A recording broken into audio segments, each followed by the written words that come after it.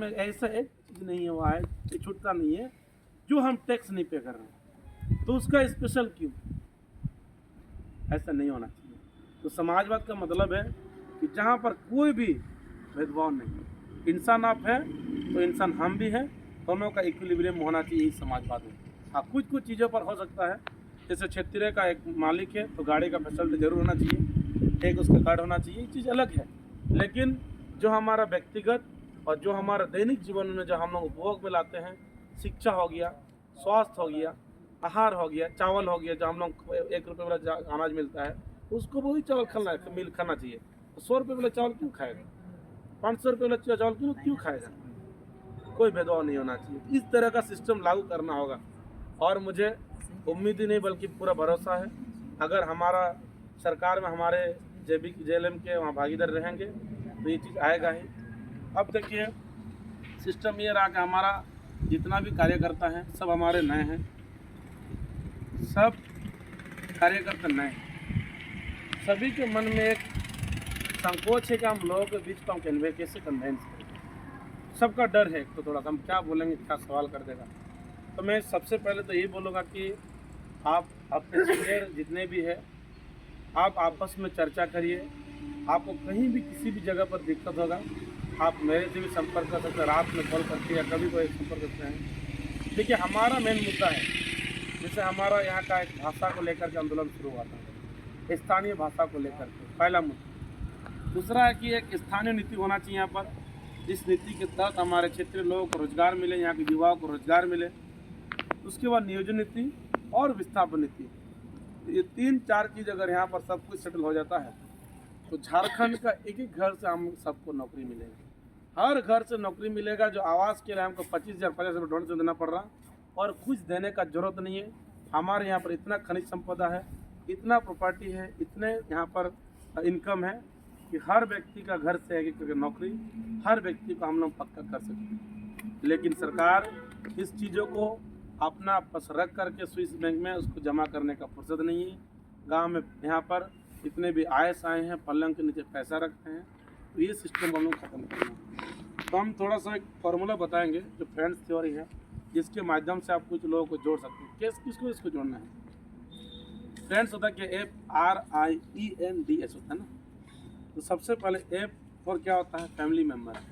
आप अगर किसी भी चीज़ में आप जुड़े हैं तो सबसे पहले आपका फैमिली का सदस्य को सबसे पहले करना होगा।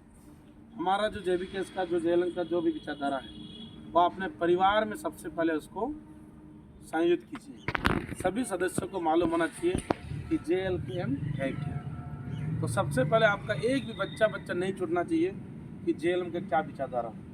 उसके बाद एक रिलेटिव पर्सन, आपके जितने भी रिश्तेदार हैं सबको फोन घुमाइए, भाई हम अब इस पार्टी से जुड़े हुए हैं, इसका विचारधारा ये है, आप भी जुड़िए, बहुत अच्छा लगेगा।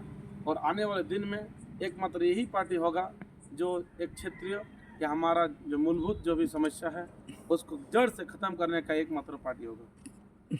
तीसरा नंबर पर आगे इंस्टीट्यूशन या इंडस्ट्रियल। I for institution.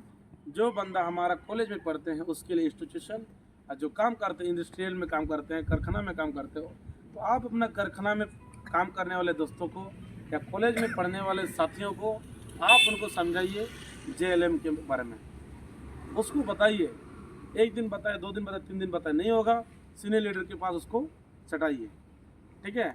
जहाँ आप उसके साथ डेली आप मिलते जाइएगा तो उसके बीच आपके बीच एक अलग से रिलेशन आने लगेगा धीरे धीरे ना। उसके बाद एजुकेशनल सर्कल, जो शिक्षा का क्षेत्र में है, कौन कौन आते हैं? टीचर आते हैं, या समाज में ऐसे लोग जो वरिष्ठ लोग थोड़ा सा कुछ समाज को आगे की ओर ले जाना चाहते हैं, वैसे लोगों के पास आप जा करके अपनी बातों को रखें। N फॉर नेवर, मतलब पड़ोसी। अब जब होने के बाद अपने आसपास के क्षेत्रों के लोगों को साफ बातचीत करें, उन लोगों को बताइए कि ये मैटर है, बहुत दिन हम लोग देख लिए, ये मुद्दा हमारा, ये मकसद है। आप अगर सहयोग करेंगे शायद हम लोग एक ग्रुप में हम लोग बहुत कुछ कर सकते हैं। D फॉर डियर, आपको जो प्रिय है या आपको बहुत खास व्यक्ति होंगे या डॉक्टर्स लोग होंगे, इस तरह से बातों, इस तरह के लोगों के साथ आप जुड़िए, ठीक है ना। S फॉर है स्ट्रेंजर, मतलब जो अजनबी होते हैं, जिसको आप परिचय नहीं है। अब लास्ट में उनसे भी हमको मिलना होगा। अजनबी देखिए होता है ना कि हम लोग एक छोटा सा एग्जांपल देंगे, ये ख़राब नहीं है, इसको आप लोग पॉजिटिवली वे सोचिए। जब देखिए अभी भी 80% से 90% लोग जो शादी करते हैं ना, अजनबी से शादी करते हैं, मतलब अनजान लोग शादी करता है ना।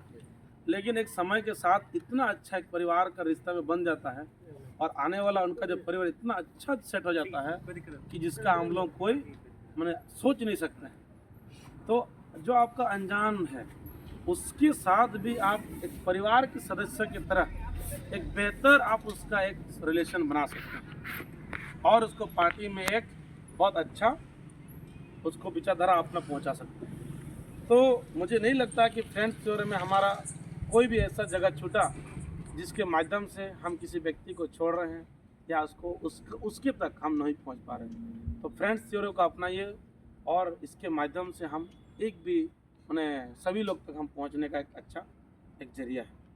अब रहा कि आज का जो विशेष है हमारा जो संगठन को विस्तार करने के लिए, सब पूर्व वक्ताओं ने हमारे बीच बहुत अच्छा संजयदा भी कहे हैं और भी बहुत अमित भी कहे हैं कि संगठन का एक हम लोग ढांचा क्यों तैयार करते हैं। शादी घर में होता है ना कि हम लोग केटरियर को क्यों मंगाते हैं, क्या समय पर वो पूरी दे, सब्जी दे, नमक दे, मिर्चा दे, है ना। कोई चिकन पकड़े, मछली पकड़े तो मछली पकड़े। तो उसी तरह से यहाँ पर एक प्रखंड का अगर हम एक जिम्मेदारी देते हैं ना, तो सटीक टाइम पर क्या होगा, काम हमारा संपूर्ण होगा। कोई अगर केटरियर नहीं होगा, कोई भी अगर उस कभी एक आदमी पूरी पकड़ रहा है, कोई नमक पकड़ा कभी वही, तो क्या होगा ना, वो सिस्टम पूरा गड़बड़ा जाएगा। सेम ऐसा ही है यहाँ पर भी।